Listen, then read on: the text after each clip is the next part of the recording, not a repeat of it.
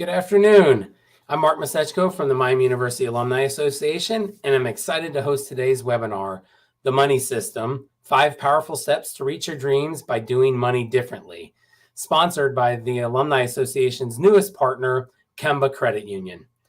I'm joined today by Todd Romer, the founder of Young Money University, who will be sharing how to quickly increase your financial confidence by learning how to dream, save, spend, invest, and give money differently. As always, you can submit your questions by using the Ask a Question button below the video. So Todd, thanks so much for joining us. Absolutely. Thank you, Mark, for hosting and having me. It's been fun and excited about the partnership with Kemba as well. Fantastic. Well, with that, Todd, I'm going to turn it over to you and let you teach us how to use our money differently. Sounds good. Sounds good. Thank you. And I know I have, with our little bit of technical difficulties, we've got someone who's going to be moving the slides for me. So again, my background, Todd Romer, founder of Young Money University. Thanks, Mark, on that. Just been an honor and a privilege to help people around the country. Technically, the general market or wheelhouse that I speak to is 18 to 30-year-olds. But over the last couple of years, it doesn't matter who is in the room, whether that's a teacher, instructor, athletic program, coach, or admin staff. Been privileged to speak to Miami University student athletes recently too, and a number of student athletes around the country. But it doesn't really matter because financial stress continues to be the #1 stressor in America, and it will be that way, sadly, for a while. But we're trying to put a dent into that stressor, moving down from 70% of Americans that are living paycheck to paycheck, and we're trying to move that number down. So teaching the new generation of Gen Z, millennials, and really anybody who's struggling financially to kind of give them a program here that teaches money differently. So one last thing before we get in the slides is that, is this, that right, wrong, or indifferent, our traditional financial education system is not working well. And so we need to teach something new. And this is what the money system is all about. So again, thank you to Kemba for sponsoring. If we want to move into the next slide, we'll go from there. The question that literally is going to be the case for anybody, again, right, wrong, or indifferent, we're going to either be a financial survivor over time or a financial success. And I know that most of you, if not all of you, want to move into that financial success person to the right. But being a financial survivor is something that we can kind of slowly move away. Even our children, our generational teaching that of the money system can help your children, your grandchildren do money differently. And you'll be kind of surprised how simple yet powerful this 5-step plan is. So we'll go into the next slide here. So I will teach you now over the next 40 minutes or so how to dream differently. Yeah, believe it or not, there's a need to dream differently today and kind of figure out how to do that, because we all dream, of course, right? Multiple times a day. I'll teach you how to step 2 and 3, save and spend money differently. And those 2 steps, actually, they commingle together.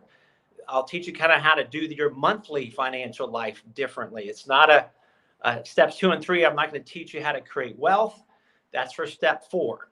And then certainly step 5, to give money differently, to have more purpose and meaning, etc. So as we go into the next slide, I don't know what the age, if you will, of everyone on this webinar. If you're a young alumni in your 20s, great. Again, it doesn't matter what age you are, but there are certainly some things that anybody can use. And we'll go into step 1, make a decision to dream. What do I mean by that? Well, first bullet points talks about it all starts with your why. You need to have one. Whether you are married, have kids, whether you are single and don't have whatever is going on in your life, you got to get a why. And I got to be very, this is a fun story. We have some instructors, folks that were in their 40s and 50s that were thinking that this is for their students out at a university in Utah recently. They realized that they were just kind of getting by. They weren't kind of dreaming as much as they'd like as well. So you need to get a why. So I don't know if there's anything related, if you have any thoughts on this, but you've got to get a why. Why do you ultimately want to be financially successful? And your why, the more detailed it is, the more, second bullet point, the more it'll be your ongoing fuel and motivation to keep you on the money system. A lot of people I speak to, again, in that younger demographic, sometimes they'll say, and it's a small percentage now, which is good, but they'll say, I just want to be rich, or I just want to be a millionaire. And we all want to be that, but that is too general. You've got to really, really drill down. Do you want to start a business someday that you've always dreamt, but maybe you haven't got it out? You haven't publicly said, you know what, I want to start a business in a couple of years, or I want to start a nonprofit, or I want to basically have a certain kind of house. I want to travel more with my kids or future kids, whatever it is. Get something out. You don't have to have your why down within 24 hours, but we're finding it's taking about 7 days for any human being to really create a why that kind of gets them fired up to move and take action. The third bullet point on make a decision to dream. This sounds, again, I have not, the title of this program, the webinar, is called The Money System. And I've yet to talk about money. This is how powerful step one is.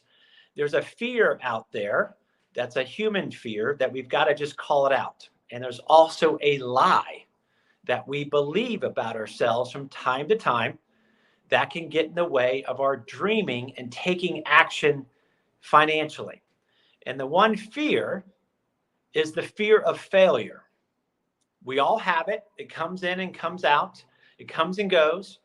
And the fear of failure, sadly, is something that's been holding a lot of humanity back from truly going after their dreams. But I just want to call out failure for what it is. Failures, the only definition of failure that you need to know, and I am speaking to myself on this because I want to learn how to play piano just for one song, by the way. And it's a song by REM. For those of you who are a little more mature like myself, maybe you are familiar with REM. It's a song called Night Swimming. Well, I have not done my due diligence to learn how to play this song and play the piano for the fear, a little bit of failure. So my point is, failure, the definition is not trying. It's simply not trying. It's whatever that looks like, it's just not trying. And so for some reason, the world tells us that failure is bad or failure is not good. And that's truly the opposite. Failure means you're taking action. So we've all heard this before. So you want to fail your way to success. And that fear of failure can hold us back from even dreaming bigger dreams. And so that's really what we have to do. We have to call it out and just start taking small action steps. The antidote or the kryptonite of the fear of failure is simply taking action one step at a time. There's a lie that's out there. So again, third bullet point, there's a lie that we have to dismiss and call it out that we believe from time to time that gets in the way of our dreaming and achieving those dreams or becoming financially successful. And that is the lie that we're not enough. Fill in the blank. We're not smart enough to reach our dreams and goals and be financially successful. We're not capable enough. For some of you think that. Some of you think you're not good enough to be financially successful and reach your dreams. And that is completely bogus. Trust me, been there, done that on believing some of these lies over the course of my life. But it's a human thing that we can dismantle. And the good news is that the money system that I'll be teaching in steps 2, 3, and 4, actual money tips, has nothing to do with how smart you are, how good you are, whether you deserve it or not. We've heard that once in a while. I don't know if I deserve to reach my dreams or goals. So I just want to put to rest the lie that you're not, quote, good enough is completely bogus, and it's a lie. You are absolutely 100% enough. So that's step one. This is kind of a fun little illustration we've had from our newest illustrator. I'm still at the who and the how and will they want fries, meaning if you don't know your why right now, no matter what age you are on this webinar, that's okay. But really, the money system is giving you permission to dream. Get them out. Just get your dreams out. And you'll find that you can get there slowly but surely by taking these steps on the money system. And the next slide, we have a kind of have fun with this. Some people, and I've heard this from literally thousands of young adults around the country, and it's not just a young adult thing. Some of us kind of think, well, dreams are only to be accomplished or achieved by those like Elon Musk, Jeff Bezos, Serena Williams, LeBron James, you just fill in the blank, right? But that's just not true. So we might hear some laughter if we get our dreams out from other people, but even Tidy Whitey Tim had a dream. And I know all of you do too. So just get those dreams out. All right, step two. Remember, step one was to create a why. You need to get a why for your life and not just have general, I hope to be a millionaire or be wealthy or comfortable financially. Those are kind of weak whys. I'm encouraging you and to really get some specific whys. Step two, save money differently. This doesn't sound too exciting, but just hear me out and you'll see how this can give you more financial control, which is what we all want in life. At least we think we have control in life. We're going to have a little bit more control, which is going to make us feel really good with money. So look at that first bullet point. Makes no sense, right? I'm telling you now to ditch your savings account. I will explain what that in the second bullet point is. We're talking about instead of having an account called savings, one bucket of money.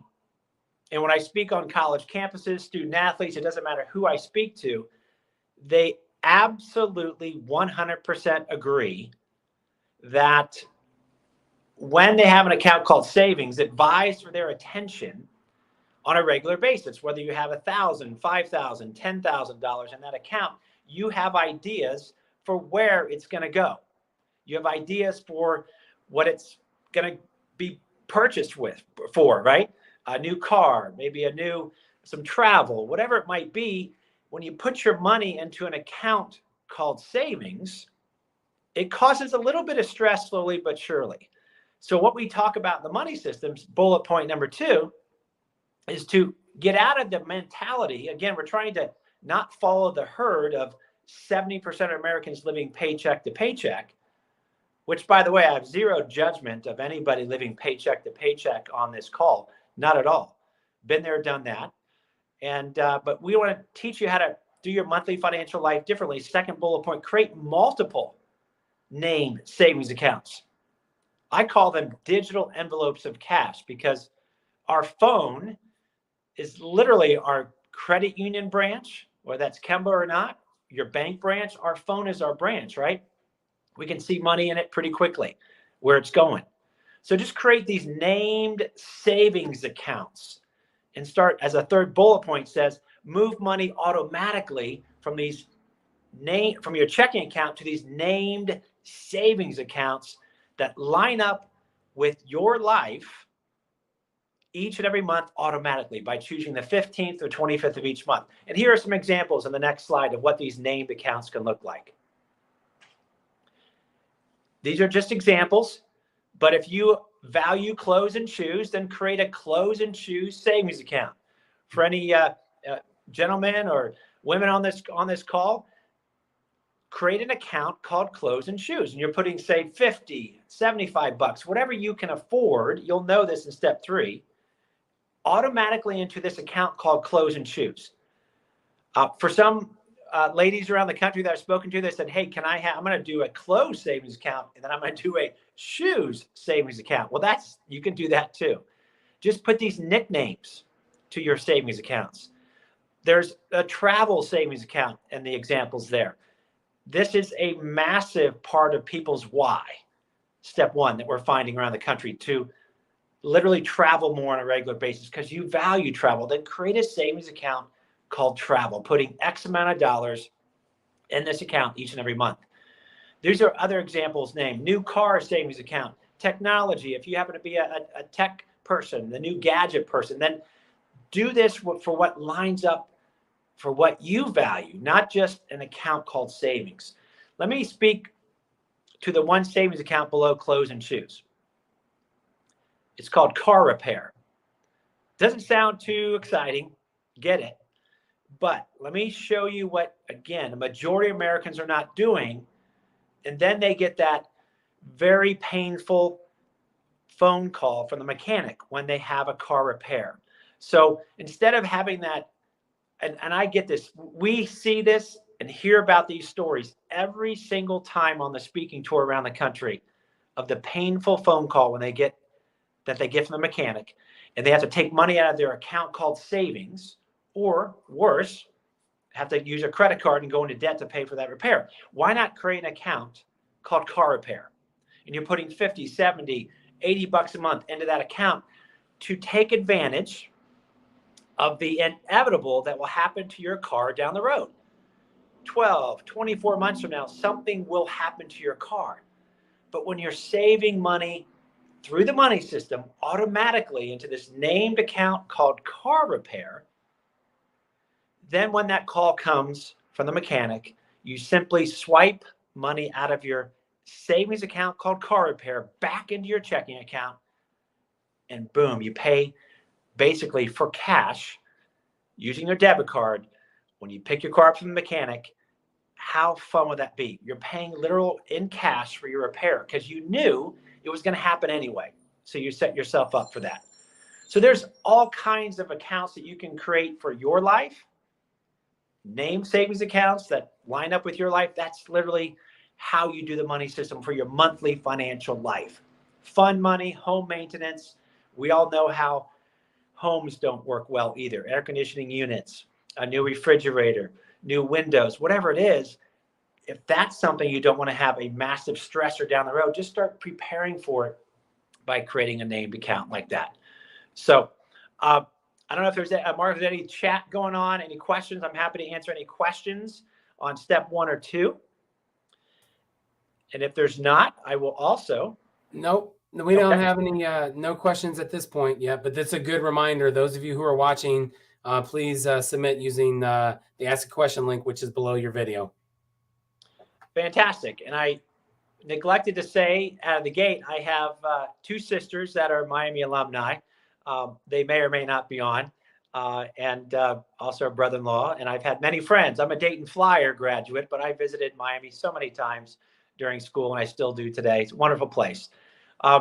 So that is that's step 2. And then just one heads up, I tell it like it is with financial institutions, and I'm not anti-bank at all. I'm not whatsoever, regardless of whether Kemba's our sponsor or not. They're a wonderful institution. But if your bank requires you to have a minimum balance of, say, $200 or $250 for those nicknamed accounts, your second, third, fourth named savings account, just politely move on to someplace else, whether that's with Kemba Credit Union or somewhere else, because that's just not right. Most credit unions require just a $5 minimum balance, some only $1. So this is how the money system can create some control by creating these multiple named savings accounts. Summary of step 2, start naming your cash and ditch your account called savings. All right, step 3, this is going to be a pretty, this is kind of just to spend money different. My idea is simple. No more coins or bills. Let's just use and pay with Legos. Well, we can't do that, unfortunately. Next slide, step 3. This is pretty fast. I'm going to go pretty fast through this. Spending money differently. Again, this lines up with step 2 in your monthly financial life, right? We live in a monthly financial world. We pay our bills monthly. We pay our cell phone, our Netflix, our car payment, car insurance, mortgage, rent, etc. is monthly. And so first bullet point there says create a zero-based spending plan. It's a fancy 2 words for the word budget. Most human beings don't like the word budget. It's not fun. It's restrictive. And they'd rather maybe semantically use this then. Call it your spending plan by assigning each dollar of your monthly income to a fixed, that's your rent, that's your car payment, that's your utility bill, that's your cell phone bill. Those are things you can't get out of, right, so to speak, and to a what you value expense. And so I can't stress enough that when you start doing this money system, it's going to give you that control. Not 100%. We're not robots, right? It's impossible to have ultimate control in life, right? But it's going to give you a sense of control that just will bring down and allow you to exhale and bring down some stress. So let's just use an example here. Let's say someone on this webinar is making $5,000 a month. If you're making $3,000 a month or $20,000 a month, I really don't care. The bottom line is, let's say, just use your number of income. So you open up what I take about 3 to 4 minutes a month, a Google Sheet or Excel, or you can use a piece of paper. That's how simple this is. But let's go back to that example.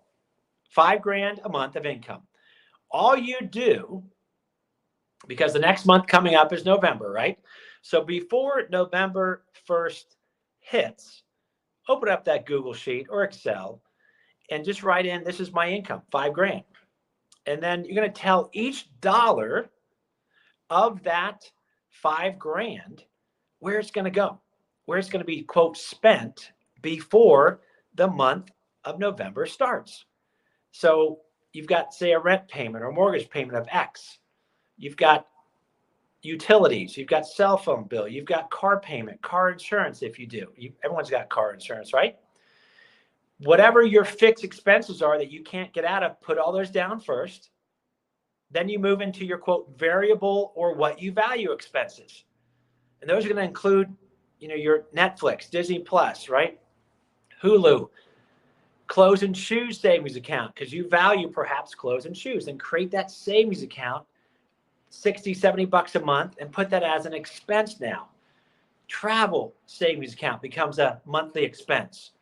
Your car repair savings account becomes your monthly expense, right? Because you don't want that painful phone call from the mechanic down the road. You're going to be doing what a majority of Americans aren't doing. You're getting ahead of the game and you're not following the herd. So whatever it lines up, keep moving that number down, $5,000 of income, tell each dollar where it's going to go before the month of November starts and get it all the way down to zero. You've got groceries, right? You got restaurants eating out, if that's what you value. Just move those dollars all the way down to zero. That's what a zero-based monthly spending plan is all about. And being real, by the end of November, it's going to be nearly impossible for you to spend $5,000 to the penny at the end of November. I get that. We all get that. It's impossible. But I will tell you, we are seeing, and we have thousands and thousands of testimonials of the money system, that by the end of the second or third month, you will know how you financially roll. You'll know, hey, I spend more, I need more on groceries, or I need less here. You're going to keep moving those categories, those named savings accounts, to really get pretty darn close, so that your $5,000 is going to be spent kind of really close by month number 2 or month number 3. Obviously, if you find out that you're spending $6,000 one month and you're going into debt, then it's your personal choice, your personal responsibility to say, you know what, I need to get a second job or whatever it is. I need to somehow make some more money because I want to get to my dreams and the why that I have. So this helps you motivate your own self to make some choices about where you want to get to. Remember, it's the ultimate why that you have. So that's step 3 of the money system. I don't know if there's any questions or comments in the chat that Mark is monitoring for me so far through steps 1, 2, and 3. Yeah, actually, we've had a couple questions come in here. So they're kind of based around the same thing. A lot of it is about the named accounts. So a couple of them are based on more experience, like you mentioned before, and a more experienced person, or is it ever too late in life to employ that strategy? How would a person at this, in a more experienced, life right now, like how do they get into that process and change their behavior, I guess? Yeah, no, it's a great. And let me just tell you, here's some true examples. A teacher slash instructor at Utah Tech University in St. George, Utah. She's just a wonderful testimonial. I spoke there a couple years ago to like several classes of college students, and this happens everywhere I go. And I tell people that my financial life did not go like this. I don't know anybody who's had a wonderfully perfect financial life. It just doesn't happen.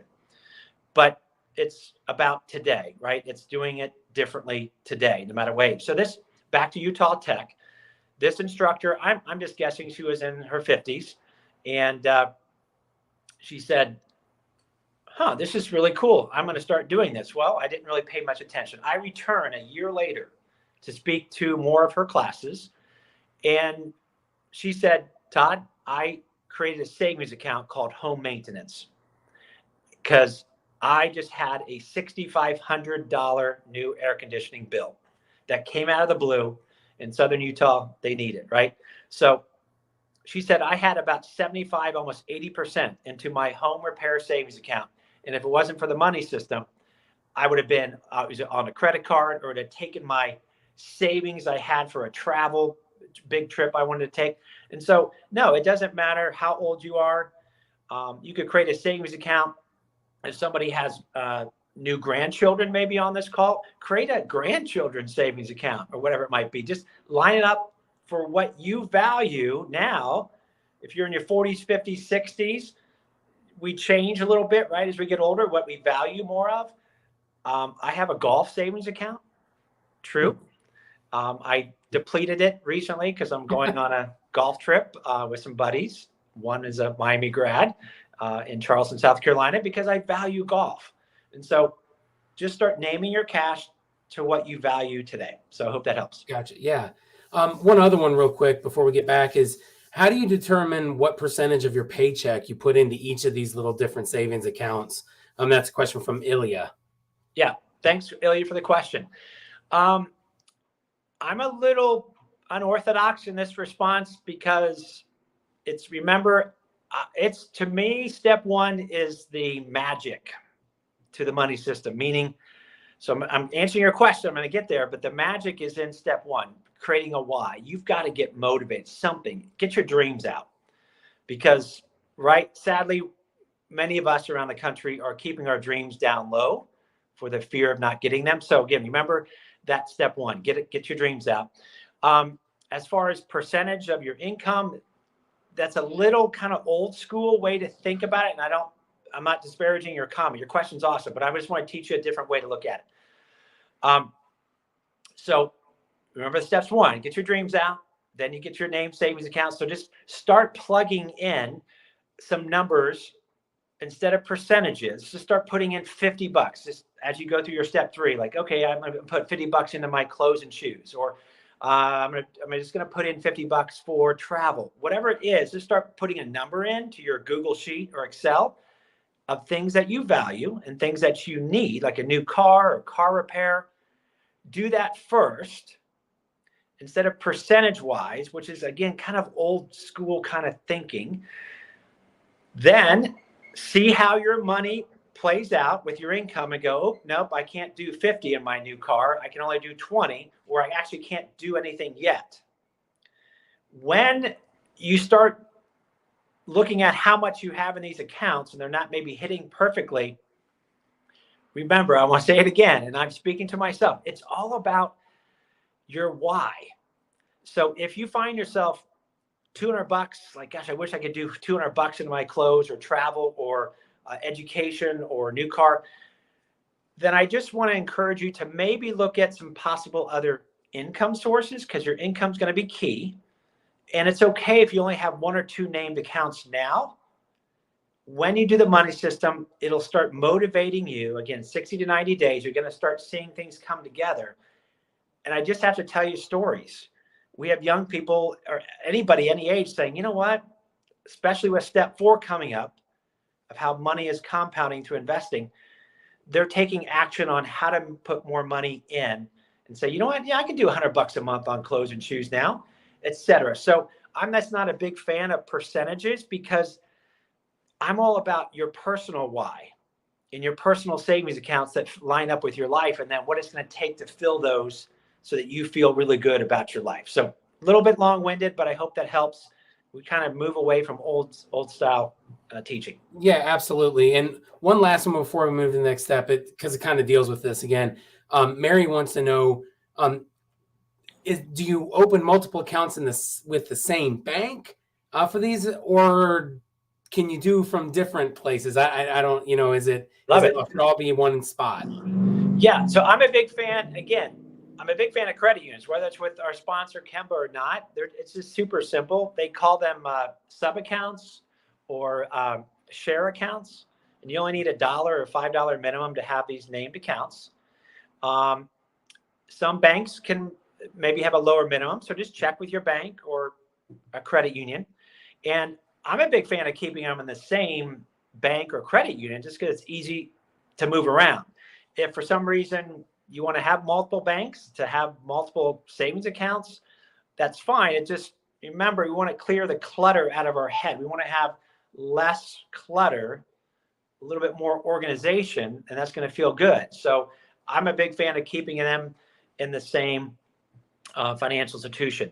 And I'll state this: when you name your cash, I hate to say these words, trust me, but trust me, when you see your named savings accounts, you're just going to feel better because you know where your money's going. And the chances of you taking money out of your travel savings account to spend it on a whim for a pair of new jeans is kind of unlikely, because you know what, that's for my spring break, that's for my visiting my kids, that's for visiting my grandkids. It's just people love to name their cash when they do the money system. So hope that helps. Absolutely. Great. All right, I'll turn it back over to you. We've got some other questions, but we'll get to them. Okay, that's great. I think we are at step 3, the end step 3. It's all about doing it before the month. Whatever your income is, tell it where it's going to go before the month starts, and that's going to feel good. So this will give you that more control that you need. So we're going to move on to step 4. This illustration, of course, I think you would agree, we all threw, at least I did, I threw paper airplanes in study hall in high school and a little bit in college, but 20s always fly better than ones, right? $20 bills. We all would agree with that. We want to have more 20s than ones. So the next slide speaks to step 4, which is the kingpin step. And again, I don't want to call it a disclaimer, but I want to provide some comfort before I start speaking about investing. When I show this next slide, which we aren't going to go to right now, but when I show this next slide in a couple minutes, it's going to show you the time value of money, right? We've either heard about this or we've seen it before, and the power of compound interest. And some of you on this webinar, whether you're in your 30s, 40s, 50s, 60s, or 70s, I don't care, but some of you will do what a lot of us do. And again, there as well. God, I wish I started investing when I was younger. I wish I would have done that younger. And I don't bring this step up to have you feel like, guilty, like, don't I wish I would have invested younger. My point is that, again, today's a new day. And quote, the younger you are on this call, the better, because you have more time, but that's okay. And so I just want to speak very strongly on this step. It's pretty much what I do now around the country. I speak pretty boldly on what it takes, and to kind of move people away from old school thinking, not because we have the corner on how to be financially successful. No, I just want to clear as much clutter out psychologically, especially step 1, that fear of failure and that we're not smart enough, etc. So that step 4, first bullet point, invest money differently. The fact of the matter is whether, doesn't matter, again, your what job you're in, what career, how old you are. You've been around life long enough to know that there is not a perfect investment in the world, right? The world, we can say, is crazy today, but 50 years ago, people thought the world was crazy too. So we all have that general mindset, like, gosh, is the market going to hold up, right? Is it going to tank again? Well, first bullet point, automatic monthly investing in solid stocks creates wealth over time, and history proves it. With anything, we all love to have proof, right? Show me the proof. Show me the proof that this works, or show me the proof that that works. Well, the only proof I can give you on this call that the stock market is not that scary is 130 years worth of data. Call it analytics. So the data just shows the truth. Since the beginning, really 130 years ago, beginning of the 1901, 1890, I think is when it all started, the stock market has still returned to investors like you and I, and hopefully you are investing. If not, highly recommend ASAP, around a 10.2% annual rate of return.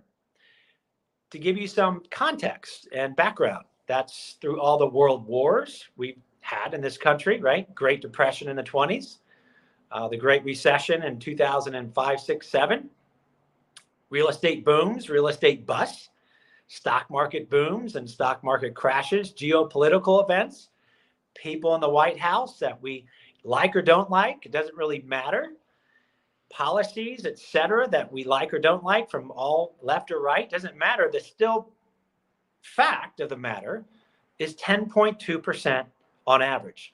And that's looking at the S&P 500 index. And it's been fun to share. This is the number one interest everywhere I go with young people is investing. There's still fear. There is still overwhelm.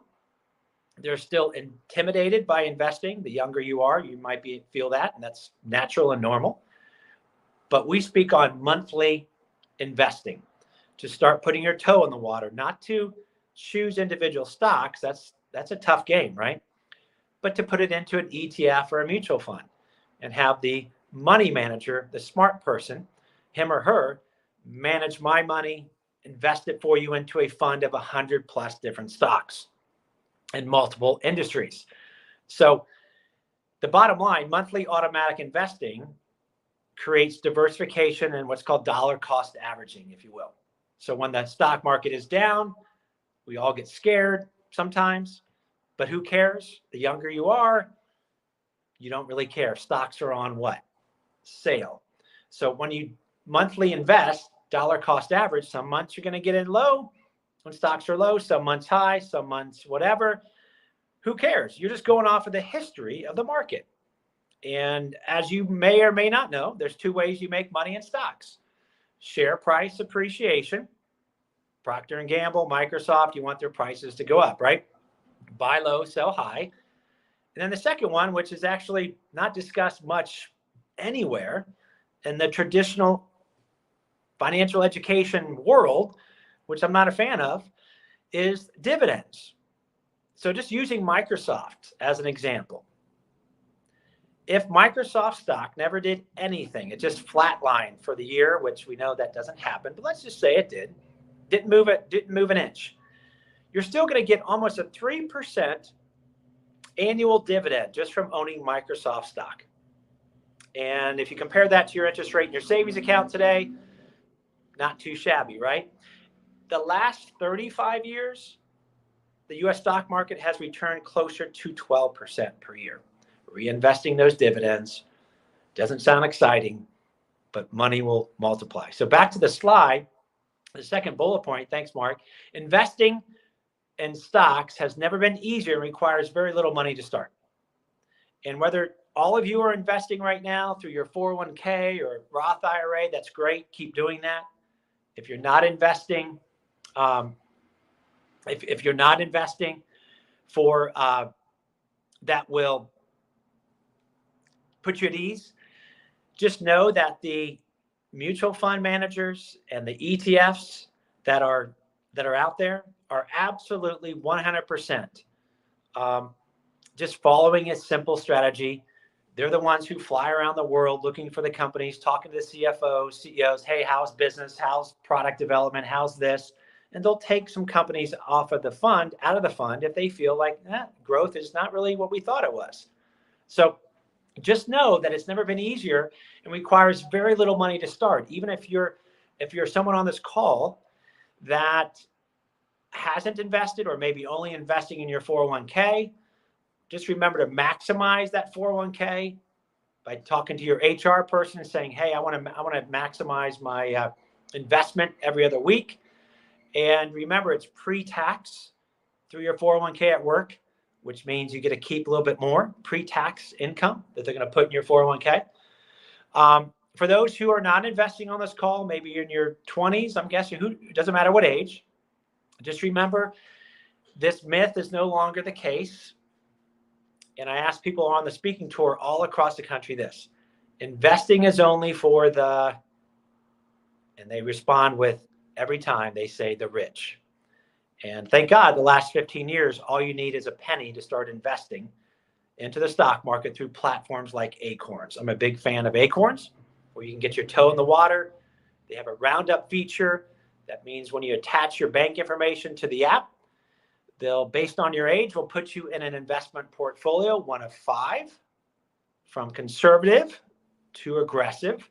Aggressive simply means you own more stocks than bonds. Conservative means you'll own more bonds than stocks. It's typically for someone 50 plus, 55 years old plus. And you're just going to own 100 plus different stocks like these companies: Procter & Gamble, Johnson & Johnson, Microsoft, Apple, Netflix, Google, Halliburton, Caterpillar, Exxon, you name it. And those companies are simply not going away anytime soon. So let's go on to the next slide, which simply can change lives depending upon where you're at. Everywhere I go around this country on the speaking tour, I'm honored and privileged to share not only the good things I did with money at a young age, but also some stupid things I did with money as well, just as we all have made financial mistakes. But this slide does not change. This is what Albert Einstein, I guess considered one of the smartest human beings created by God, says this is it. This is the 8th wonder of the world. If he was alive today, I believe he would say, yeah, you know what, the pyramids are pretty cool, but let's go ahead and put compound interest as the number one, no question, wonder of the world. So let's look at Nick, the column of Nick. We have Nick and then we have Maria. Nick started investing at age 26. And again, if you're older than this and you have a little bit of, man, I wish I would have started earlier, I just want to give you some peace and say, you know what? It doesn't matter. Who cares? Today is a new day. Nick starts investing $150 a month. He moves it from his checking account into his investment account, which simply means he's going to own either the S&P 500 index fund, a growth ETF, or growth mutual fund. And he's just taking money out automatically from his checking account. And that's, so $150 a month at age 26 times 12 months is $1,800, as the chart shows. Nick does this every single month until he's age 65. That far left box shows that he contributed 72 grand. He didn't have to choose the stocks, thank God. He didn't have to worry about what's going out each month. He knew, hey, there's 150 going out each month. And look what the power of compound interest does. At age 65, Nick turned 72 grand into 1.7 million and change. That's pretty sweet, right? It is. Then Maria, there's the other example of how this money works. Maria she does the same thing as Nick. At age 18, $150 a month, $1,800 a year, all the way only through the age of 25. At age 26, Maria stops. She doesn't invest a single dollar. As you'll see on that box to the right of Nick, it says Maria contributed only $14,400 from age 18 to age 25. Why does she have $2.2 million when she invested 5 times less? If you were a live audience, you would simply say, I'm sure, because she started earlier. And that's exactly right. My point in showing you the slide, we have stories upon stories, testimonials upon testimonials.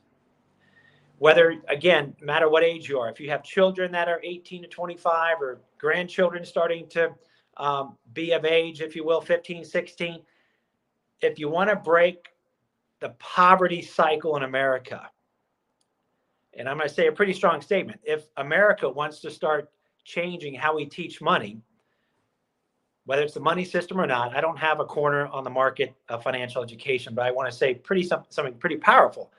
We need to start teaching this chart. I had an instructor. This is probably the craziest story I've heard or I was part of. I won't name his name, but he was an instructor at Grand Canyon University in Phoenix, Arizona. And up and coming, it's one of the fastest growing schools in America. He said to his group of seniors, about 60 people in the class, he said, ladies and gentlemen, this chart will be the most important thing you have learned here in 4 years at Grand Canyon University. He was very fired up. I kept my mouth shut and basically nodded in agreement. Because when you understand how money works, it will change how you think about doing things differently. It'll change your dreaming. It'll change your why. Why? Your dreams are going to come out with this chart because 130 years worth of data is pretty good.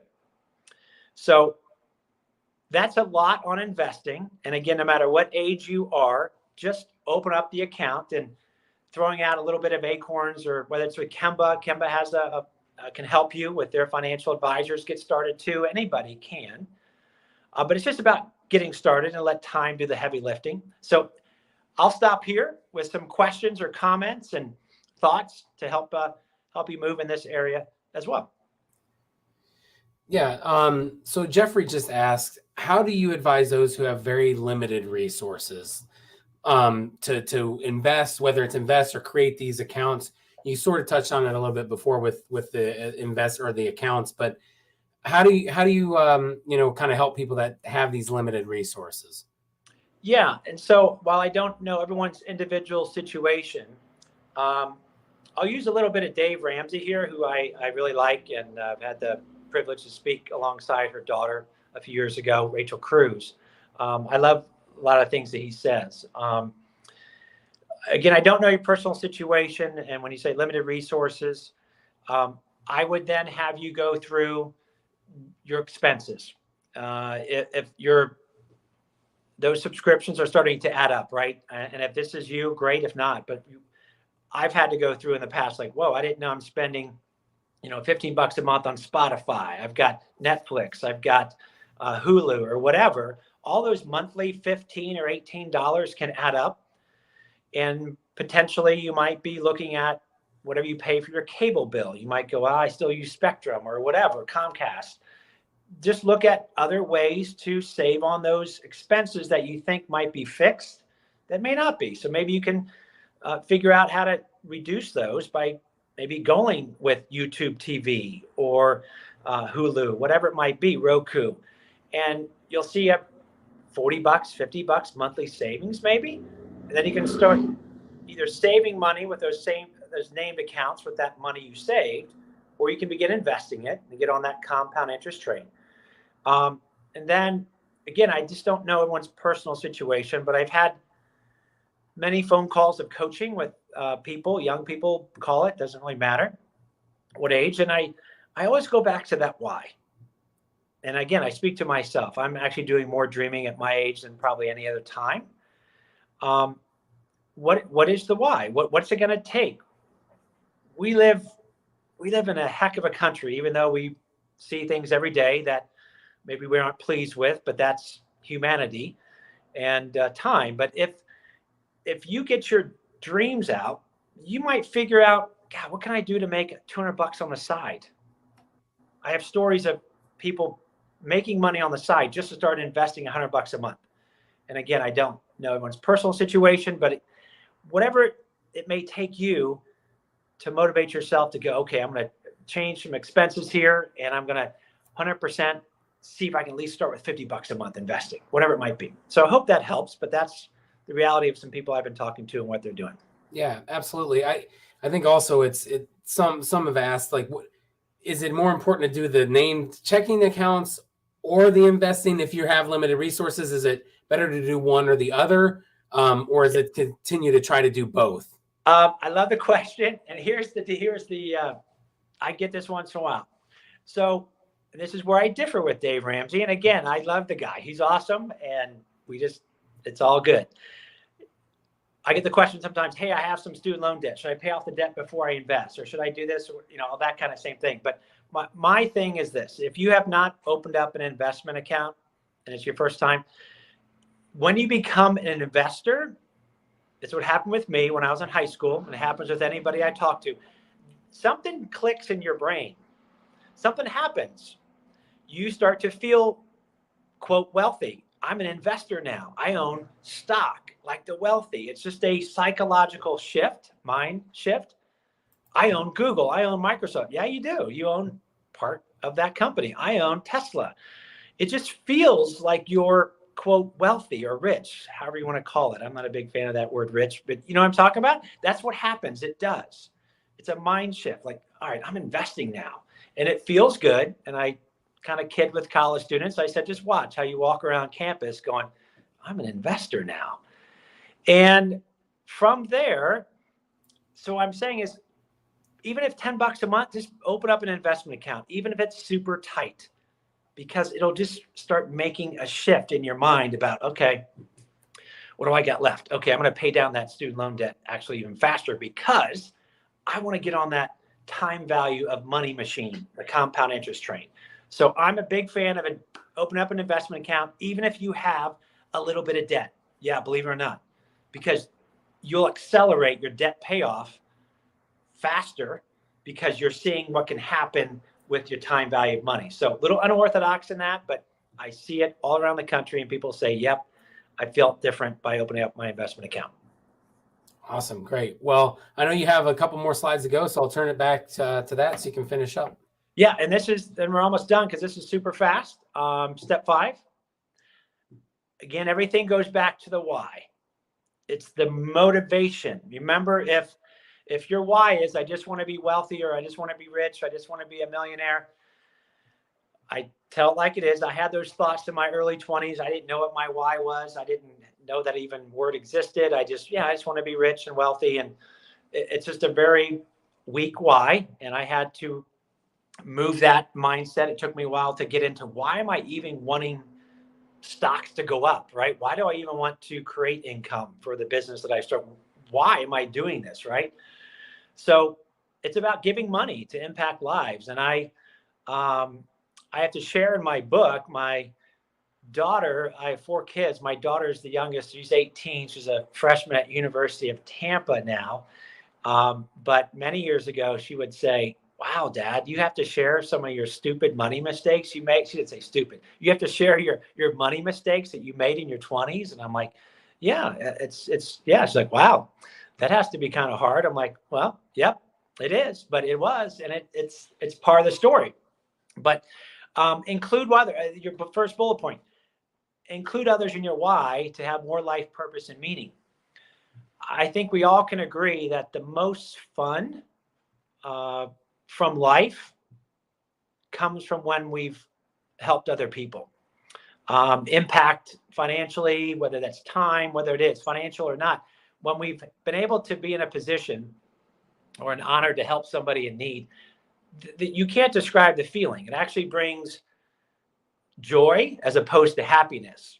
And I learned many, many years ago, there's a difference between joy and happiness. Happiness is fleeting.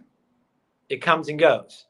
When my Dayton Flyers win, a game or whatever it might be, or my Pittsburgh Steelers or whatever, it doesn't matter when somebody does something. It's cool. It's happiness, but it's fleeting. It's gone. I'm pursuing more joy, which is sustainable.